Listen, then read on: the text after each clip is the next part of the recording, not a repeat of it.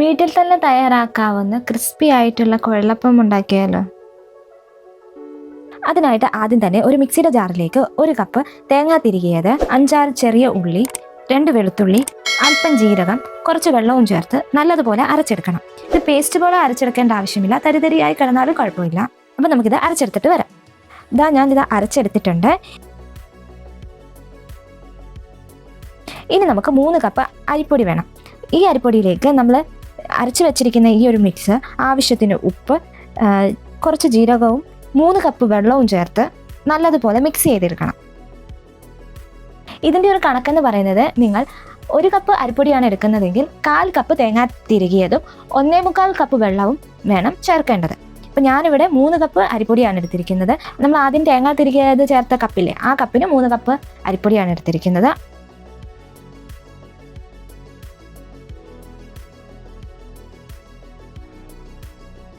അപ്പോൾ നമ്മളിത് നല്ലതുപോലെ മിക്സ് ചെയ്തെടുത്തിട്ടുണ്ട്. എനിക്ക് 3/4 കപ്പ് വെള്ളം ആയിട്ടുണ്ട്. ഇനി ഇതിലേക്ക് 1 ടേബിൾ സ്പൂണോളം വെളിച്ചെണ്ണയും ചേർത്ത് നല്ലതുപോലെ മിക്സ് ചെയ്ത് നമുക്കിത് കുറുക്കിയെടുക്കണം. ആദ്യം നല്ല ഹൈ ഫ്ലെയിമിലിട്ട് ആക്കിയതിന് ശേഷം ഒരു കട്ട പിടിക്കുന്ന ടൈമിൽ ലോ ഫ്ലെയിം ആക്കി കൊടുക്കണം.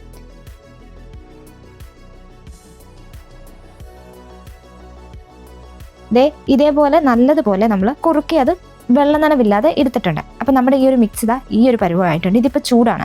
അപ്പം നമുക്കിത് ചൂടാറിയ ശേഷമാണ് ഉപയോഗിക്കേണ്ടത്. അപ്പം നമുക്കിത് ചൂടാറിയ ശേഷം കാണാം. ഇതിപ്പോൾ നല്ലതുപോലെ ചൂടാറിയിട്ടുണ്ട്. ഇനി നമ്മളിത് ചപ്പാത്തി മാവിനൊക്കെ കുഴയ്ക്കുന്നത് പോലെ നല്ലതുപോലെ കുഴച്ചെടുക്കണം. അതായത് ഇത് നല്ല മയമുള്ളതാക്കി മാറ്റണം. ഈ സമയത്ത് നിങ്ങൾക്ക് ഇതിനകത്തോട്ട് കറുത്ത എള്ള് ചേർക്കാം, അതല്ലെങ്കിൽ ജീരകം ചേർക്കാം. അപ്പോൾ ഇത് കുറുക്കിയെടുക്കുന്ന സമയത്ത് ഞാൻ ജീരകം ചേർത്തിട്ടുണ്ടായിരുന്നു, അതുകൊണ്ട് എള്ള് ചേർക്കുന്നില്ല ഞാനിവിടെ. ഞാനിതെല്ലാം നല്ലതുപോലെ കുഴച്ചെടുത്തിട്ടുണ്ട്. ഇനി നമുക്കിത് ചെറിയ ചെറിയ ബോൾസ് ആക്കാം. ഇതേപോലെ ബോൾസ് ആക്കി ഒന്നെങ്കിൽ നമുക്ക് കൈ വെച്ച് തന്നെ ഇതേപോലെ റൗണ്ട് ആക്കി എടുക്കാം. അതല്ല എങ്കിൽ നിങ്ങൾ ചപ്പാത്തിക്ക് പരത്തുന്നത് പോലെ പരത്തിയെടുത്ത് റൗണ്ട് ആക്കി എടുത്താലും മതി. ഇതേപോലെ ചെറിയ റൗണ്ട് ആക്കി എടുക്കണം. ഇത് നല്ല കനം കുറച്ചാക്കിയെടുത്ത് ഇനി നമുക്കിത് കുഴലപ്പത്തിൻ്റെ ഷേപ്പിലാക്കണം.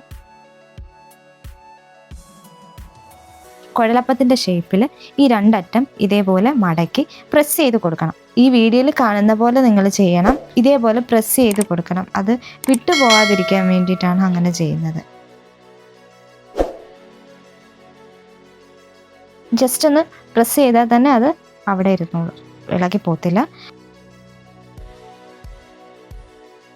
അപ്പോൾ നമ്മുടെ കുഴലപ്പത്തിൻ്റെ ഷേപ്പിൽ ആക്കി എടുത്തിട്ടുണ്ട്. അപ്പോൾ ഇതേപോലെ ബാക്കിയുള്ളതും ചെയ്തെടുത്തിട്ട് കാണിക്കാം. ഞാനിതിപ്പോൾ നിങ്ങളെ കാണിക്കാൻ വേണ്ടി കുറച്ച് ഇതേപോലെ ആക്കി എടുത്തിട്ടുണ്ട്. ഇതിനി നമുക്ക് നല്ല തിളച്ച എണ്ണയിലിട്ട് ഫ്രൈ ചെയ്തെടുക്കാം. എണ്ണ നല്ലപോലെ തിളച്ചതാണ്. ഇതിലേക്ക് നമുക്ക് ഓരോന്നോരോന്നായി ഇട്ട് ഫ്രൈ ചെയ്തെടുക്കാം.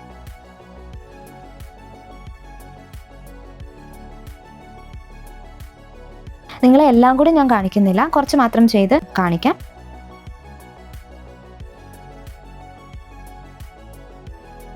അങ്ങനെ നമ്മുടെ കുഴലപ്പം എല്ലാം റെഡി ആയിട്ടുണ്ട്. നല്ല ക്രിസ്പി ആയിട്ടുള്ള കുഴലപ്പമാണ്. നമ്മൾ വീട്ടിൽ തന്നെ തയ്യാറാക്കിയതാണ്. നല്ല ടേസ്റ്റി ആയിട്ടുള്ള ഒരു കുഴലപ്പമാണ്. അപ്പോൾ എല്ലാവരും ഇതൊന്ന് ട്രൈ ചെയ്ത് നോക്കുക.